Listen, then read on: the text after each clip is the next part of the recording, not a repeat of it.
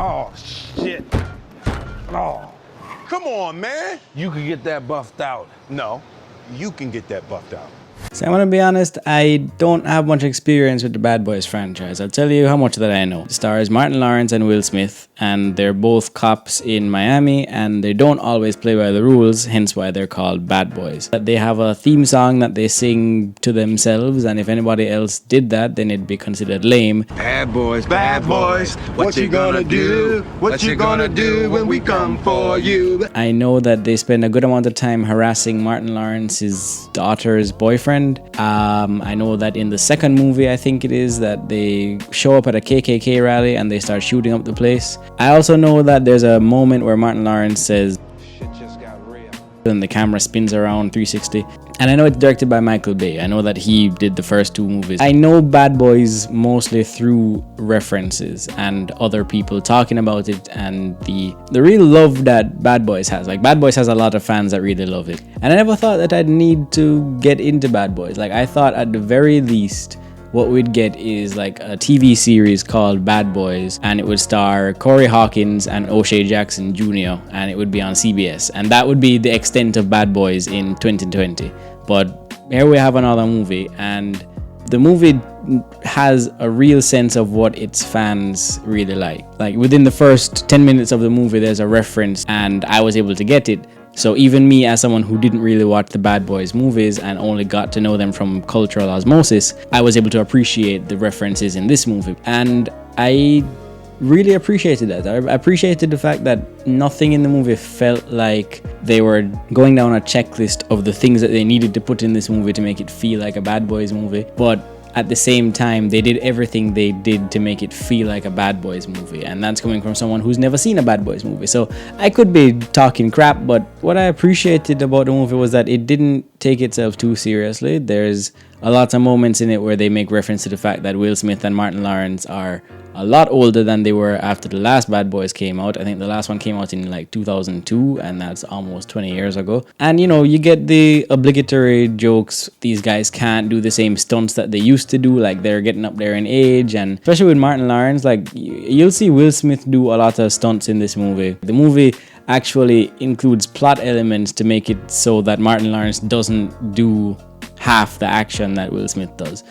Which I found was just kind of funny from like an audience perspective. But they do a good job of weaving it into the character. Like, it's not just about making jokes about how old they are or how they can't relate to the modern times. Like, Will Smith's character, he's a guy with no ties and he doesn't see anything wrong with that, and he's still, you know, being the same badass that he was 20 years ago. Martin Lawrence, on the other hand, is looking to retire and kind of look at what's most important to him, which is not chasing down bad guys and getting shot at. It's with his family and the legacy he wants to leave behind. And I was surprised a lot by this movie. Like, it did a lot more than I was giving it credit for walking into it. And when it's in the action scenes, Martin Lawrence is the one that seems pathetic because he's not the one going guns blazing. But then outside of those scenes, Will Smith's character is kind of really sad. Like, there's nobody there for him at the end of the day. And the movie does a lot of that, actually. Like, there's a lot of scenes that kind of delve into the psyche of these two characters. I didn't expect Bad Boys to go this in-depth with their characters. Like, there's scenes where they are talking about, you know, who they always thought they would be when they grew up. Like, they go through a whole existential crisis in this movie. And I thought to myself, wow, this is an action movie that is taking its characters, going in depth with them, giving them some dimension, giving their actors something to do other than saying corny lines and blowing things up. And I thought to myself, this is so boring. Like, I appreciated what it was doing for the film and for the characters, but I didn't go to see that. Like, it's not so much that the movie did those kind of things badly, it was just that it's not what I came here to see. I didn't come to Bad Boys to get this in-depth character drama kind of stuff. You don't get it done that well here. It's sort of like you walk into Burger King, right? And you want a Whopper, but they say that they don't have any Whoppers, they just have steak tartare. But you didn't want steak tartare, you wanted a Whopper. And you don't want Burger King's version of steak tartare because you don't think Burger King can make a good steak tartare. You know that Burger King gives you a good Whopper and that's what you came for. You know, it brings things to a halt. It brings down the pacing, the intensity, and then it's kind of like you're just waiting for the next thing to happen. And then the story itself isn't that complicated. I mean, okay, it's complicated in the sense that they make it complicating, but it's not that complicated of a story. Like, there's this hooded assassin who is going around killing people who are linked to one of the cases from Will Smith's past, and they have to hunt him down for one last ride. And that's like, it's a simple setup. There's a bad guy, they're old, and then they're going out to do this one more time. They do something where they complicate it with these very soap opera-y type things. Like, there's these deep character conversations I mentioned earlier are there, and then they're setting up these big plot twist reveal moments, and it kind of feels like a soap opera or a telenovela.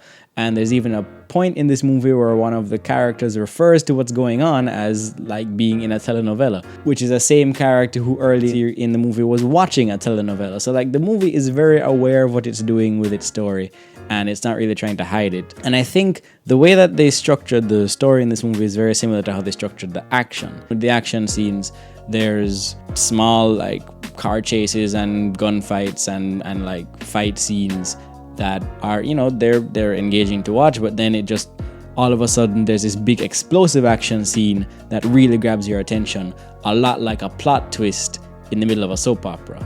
Those big action scenes are pretty damn good. Like, there's cohesion, there's clever shots, it's fun, it builds upon moments from earlier. Like, the action scenes in this movie are really, really well done. Like, I love when you watch an action movie and you have that moment where you just go, oh, and that happened to me several times in this movie. I found myself like I was jumping in my seat because a scene just caught me off, or just a moment in a scene caught me off guard. And that the movie does that really, really well. Like, and I thought the movie had a good handle on its script, on its humor, on its characters, definitely. And the action is really, really compelling. Something that really stood out to me with this movie is that there was a moment where there was just a shot, not like a reveal of a character or a reveal in the plot, or even something that had a lot of action in it. It was just one shot, and that shot was so iconic for the Bad Boys franchise and for Bad Boys fans that it got applause. It wasn't put there because, you know, you felt like, okay, they had to get that shot.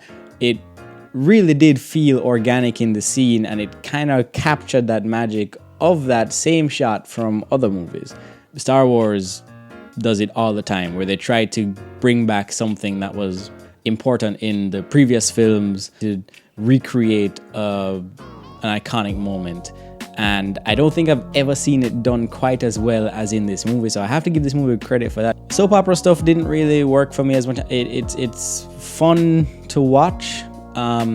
It's fun to see those reveals, and you kind of get swept up in it like it is a soap opera. At a certain point, it just had me like, okay, you know, this feels more like an episodic TV series than just a whole movie. And it felt like you were relying on these cheap reveal moments and actually telling me the full story.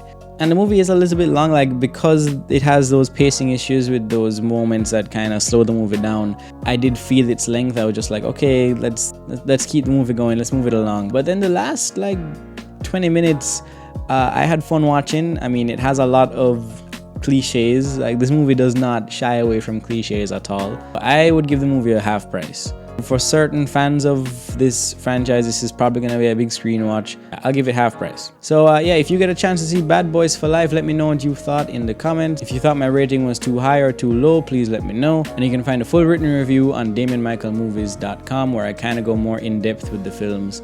I'm Damian Michael Movies, and remember, life's too short for bad movies.